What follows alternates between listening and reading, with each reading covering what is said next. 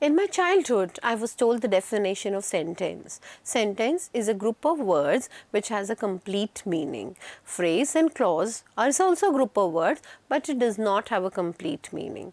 Yes, so you are learning those sentences. Today I'll tell you the Chomsky's review of what is a paragraph, what is a passage. It's a clause, it's a paragraph, it's a quotation, it's a portion, it's a reading section, it's a sentence, or it's a text, or it's a verse, or is a transition, or is an extract, or a piece of something. Yes, this is what a passage is, because our paper, and especially the English section, is made of passage, which will play a very, very important role in our understanding.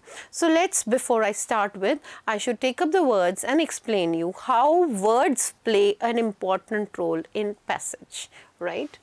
I had taken these words in the last class. This was the last word we had taken, unanimously, from the root uni, that is one, and anim is mind or soul. So you have one mind, one soul, one thinking. That is unanimous or consensus, in agreement, in harmony with the things. Taking up the words for today. Before we take up the words for today, I'm going to take many of the grammar section, the root section, and many things. See, language is explained by an inverted pyramid. See, I draw another one. I'm not very perfect in drawing. Drawing had not been my cup of tea right from childhood. And I was not at all interested in drawing. This was one of the things which dragged me away from science. This is the language section. The smallest part, this is called phoneme. What is phoneme? The sound unit.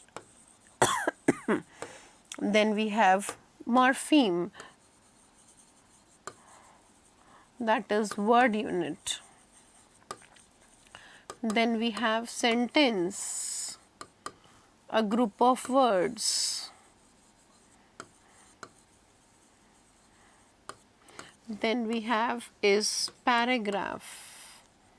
It's a group of sentence. And then we have is the discourse, a kind of the basic unit of a paragraph. This is an inverted pyramid, and it was given by Chomsky, the greatest linguistic in English, right, in his book of linguistic. This helps you that these words, the words you're learning every day, 10, 20, 15, the number doesn't matter. What matters is the quality. These words play a very important role in understanding and make a difference in your vocabulary section, right? Taking up the words for today. The first word is evident. Evident is quite clear. If you are doing hard work, it is evident that yes, you will be successful. It's quite clear. It's known. It's not something which is not hidden. It is latent. It is something which is clear. Can be apparent and ostensible. There's no doubt about it. That is called the word evident. Taking up the word which is clear. It is evident that hard work is the key to success. Quite clear. Known. Accepted. Acknowledged.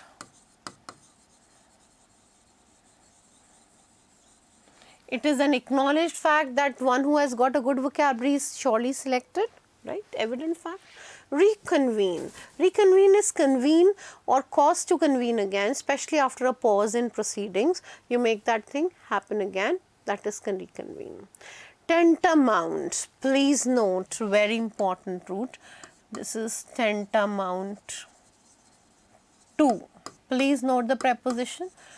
CLAT has been asking prepositions for quite some time. This is akin to, synonym of it, similar to. His answer was tantamount to, acceptance, equivalent to.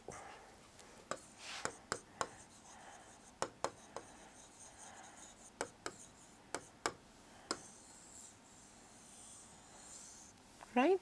It is equivalent to in seriousness, virtually the same as it is. It is in aggressive or angry behavior.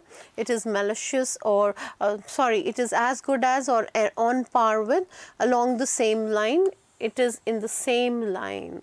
That means your answer, your things should be tantamounting to something right and something possessive. Next word we have is viciousness. Vish is vice, from the word evil. This is vis, this is evil, wrong, vicious. Deliberate cruelty or violence. Anything which is very aggressive or angry behavior, which is malicious, which is spiteful, which is light or moderate or soft, something which causes a lot of evil in somebody's mind or heart, that is viciousness. Next root.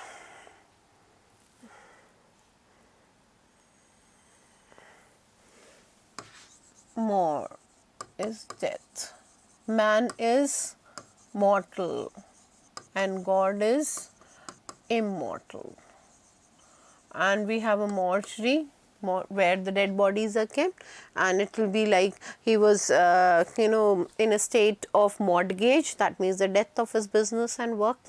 Moribund is a thing which is in terminal decline state, lacking the vitality, lacking the vigor or power, which is declining, waning. You've heard the idiom on the wane,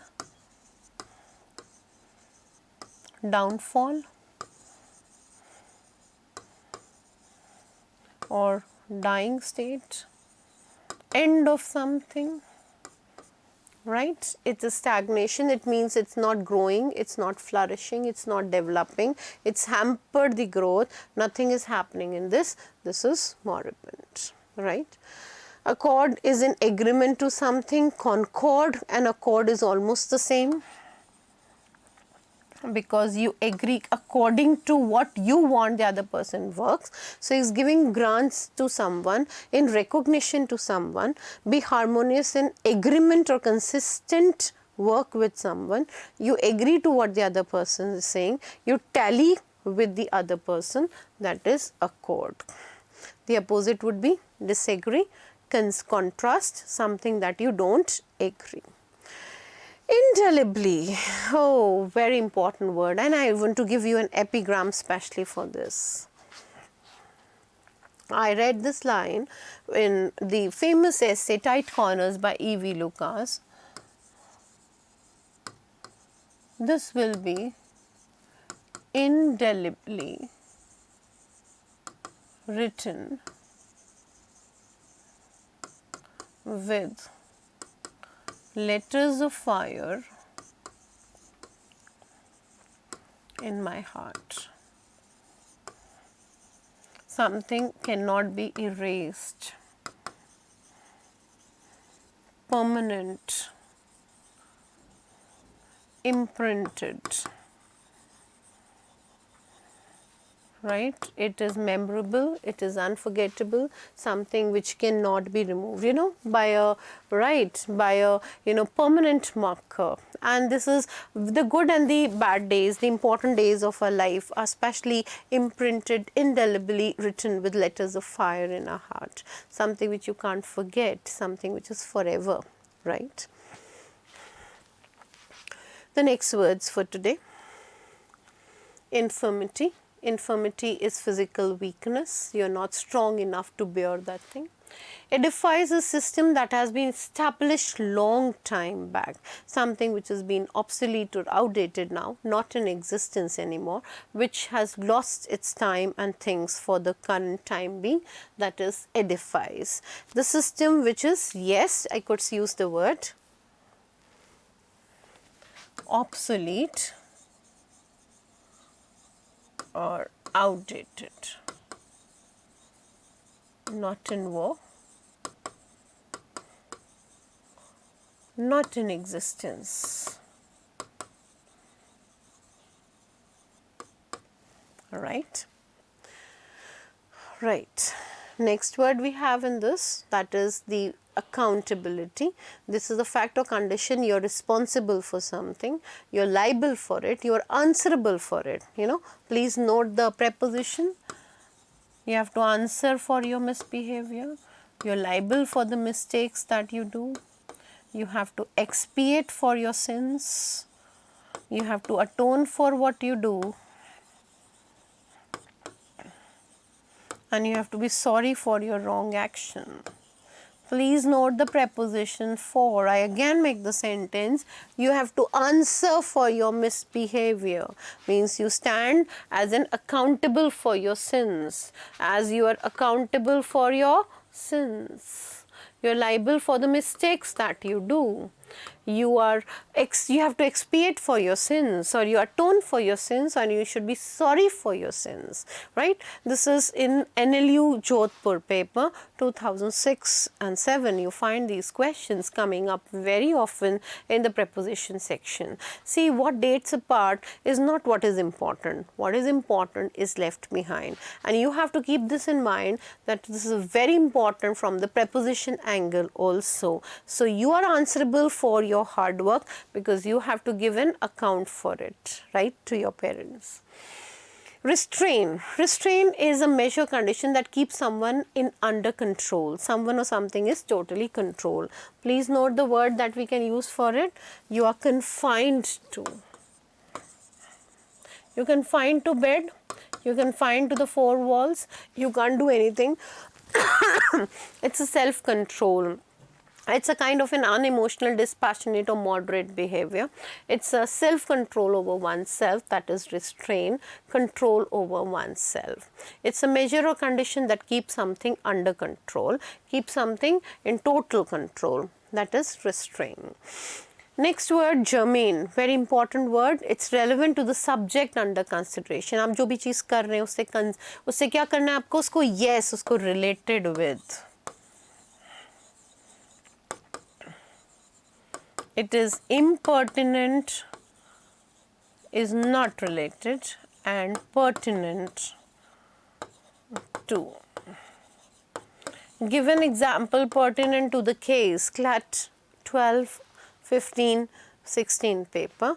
Give an example pertinent to the case means in connection with, in relation with, that is pertinent to. It is relevant to it. And the opposite would be, of course, irrelevant, not in connection with it. Extravagance. Extravagance means spending a lot of money. You have too much of money and you spend it without lack of restraint in spending money or using resources. You are a profligacy, you have a luxury, you have an indulgence, your comfort zone. You spend a lot. A lot means there's no end to your spending. You are a spendthrift. Spend a lot. You are not economical by nature, and you are not frugal, parsimonious, miser, stingy, niggard, Scrooge. You don't spend money less, you spend more. See, it's not important the sense of money. Just see, when I say it is frugal is just the opposite of it, and I say Vadera was not arrested because of frugal evidence. That means what? Less evidence. It's not in terms of money. Right? He was very spendthrift, that means spending a lot of money. Depends on the usage and the context you are using. The last word for today, ameliorate, from the am root, loving or friendly, make something from bad to a better situation, unsatisfactory better, improve better, enhance. You have to what? Ameliorate your condition, make better. Something which was not good, you make it in a good situation, that is ameliorate. And the opposite would be, of course, worsen. So what are you going to do? Yes, you are going to enhance your vocabulary and work out on it. Yes, please work out on it. This phrasal verb is very important, right? I hope you would like our video.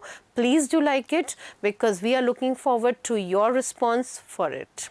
Do like and subscribe the channel. Thank you, students, for today.